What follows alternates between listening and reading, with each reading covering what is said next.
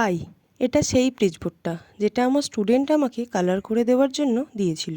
স্মৃতির সঞ্চয়ের জন্য আমি নিজের একটা প্রিজবোর্ড কালার করেছিলাম, সেটা দেখেই ওর প্রিজবোর্ডটাও আমায় দিয়েছিল। আগে একদিন এই প্রিজবোর্ডটা নিয়ে বসেছিলাম কিছু করব বলে, কিন্তু তেমন কিছু মাথায় আসেনি বলে শুধুমাত্র হোয়াইট কালারটা করে রেখে দিয়েছিলাম। আজ হঠাৎ মনে হলো প্রিজবোর্ডটায় কিছু একটা করা যাক। প্রিজবোর্ডটা যার, সে যেহেতু একটা মেয়ে, তার উপরে স্টুডেন্ট, তাই ভাবলাম বই নিয়েই কিছু করা যাক। তাই এটা পেন্সিল দিয়ে এঁকে তার উপরে দিলাম রং তুলি। আজকের দিনে দাঁড়িয়ে কত রকমই না প্রিজবোর্ড বাজারে কিনতে পাওয়া যায়।